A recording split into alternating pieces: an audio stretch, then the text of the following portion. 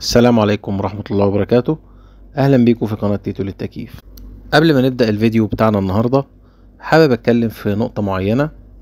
في الفترة الأخيرة جالي تعليقات واتهامات من بعض المتابعين بيقولوا إن أنا لما بعمل فيديو عن جهاز معين إن الشركة بتاعة الجهاز ده بتدفع لي فلوس أو أنا بقبض منها.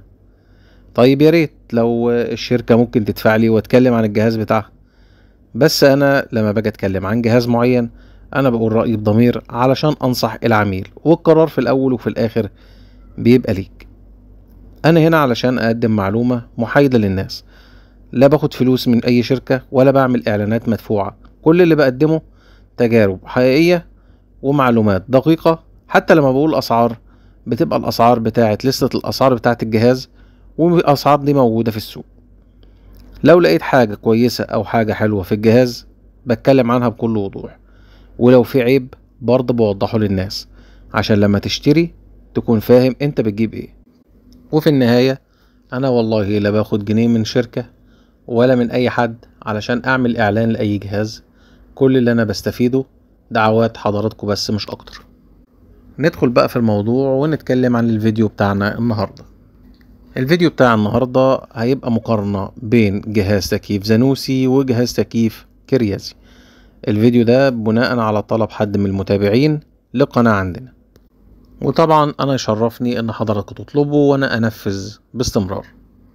اول حاجة في المقارنة بتاعتنا النهاردة هنتكلم عن الموديلات المتوفرة والمواصفات الفنية بين الجهازين. اول حاجة الجهاز الزانوسي موجود منه قدرات 1.5 حصان وال2.25 وال3 حصان، كلها مزودة بتقنية الانفرتر. ده غير الشاشات الديجيتال LED وتقنية البلازما. بالنسبة للتكييف الكريازي في بعض الموديلات بس هي اللي فيها انفرتر وفيها خاصية الدراي وفيها شاشات ديجيتال، وبرضه ممكن يبقى موجود فيها تقنية البلازما. هنتكلم عن كفاءة التبريد وتوفير الكهرباء. بالنسبة للزانوسي جميع الموديلات اللي موجودة في السوق حاليا اللي هي بتقنية الانفرتر بتوفر طبعا في استهلاك الكهرباء ده مع خاصية التربو كولينج الجديدة للتبريد السريع، وسرعة تشغيل منخفضة. عشان كده نسبة الضوضاء في الجهاز ده بتوصل ل 32 ديسيبل. بالنسبة للجهاز الكريازي بالرغم من انه استهلاك الطاقة فيه قليل نوعا، بس بيفتقر لوجود موديلات الانفرتر في معظم الأجهزة بتاعته. عشان كده استهلاك الكهرباء بتاع الجهاز ده أعلى نسبيا مقارنة بالزانوسي، لكن تبريد الجهاز ممتاز جدا. هنتكلم حاليا عن فلتر الهواء. بالنسبة للجهازين الجهاز الزانوسي موجود فيه فلتر بلازما بيعقم الهواء وبيقضي على 99% من البكتيريا والروائح بفاعلية كبيرة جدا من غير ما نفك الفلتر من مكانه، وبيعمل الثبات الحراري في الجهاز اللي هو خاصية السليب ايكونومي تلقائيا علشان نوفر الطاقة. اما الكريازي فالفلتر بتاعه فلتر مضاد للبكتيريا والروائح، ده غير طبعا وضعية ازالة الرطوبة في بعض الموديلات. بالنسبة للضمان وخدمة ما بعد البيع زانوسي الضمان بيوصل ل10 سنين على الكمبرسور و5 سنين على الجهاز في بعض الموديلات. طبعا ده غير الدعم الواسع لشركة أولمبيك جروب وخدمة سريعة وقطع غيار موجودة بسهولة. الكريازي بيدينا ضمان 5 سنين شامل الجهاز كله، خدمة عملاء محترمة جدا، ومراكز الخدمة بتاعتها المعتمدة موجودة في كل مكان.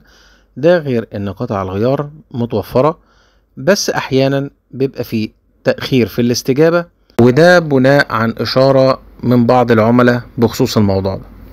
ودلوقتي هنتكلم عن المميزات والسلبيات بتاعت كل جهاز، وهنبدأ بالزانوسي. من حيث التبريد الزانوسي موجود فيه خاصية الانفرتر، الجهاز بيبقى فيه خاصية التربو، الجهاز ممكن نلاقيه بارد او بارد ساخن، صوته منخفض لغاية 32 ديسيبل. الكريازي تبريده ثابت. خاصية الانفرتر بتبقى موجودة في بعض الأجهزة مش في كل الأجهزة. تاني حاجة استهلاك الكهرباء بالنسبة للزانوسي موفر بكفاءة طاقة A+، ده غالبا. بالنسبة للكريازي جيد جدا، ولكن استهلاكه أعلى في الكهرباء من غير الانفرتر.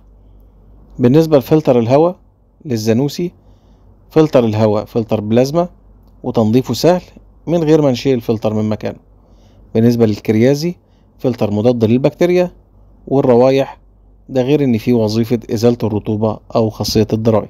بالنسبة لجودة وفترة الصيانة، اول حاجة الزانوسي ضمان طويل بيوصل ل10 سنين على الكمبرسور و5 سنين على الجهاز، صيانة سريعة ومراكز رسمية قوية.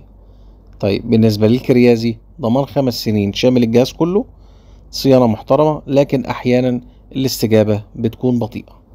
الخلاصة، زانوسي بيتفوق من حيث الكفاءة الكهربائية، التبريد السريع، الضمان الطويل، فلتر البلازما والضوضاء المنخفضة.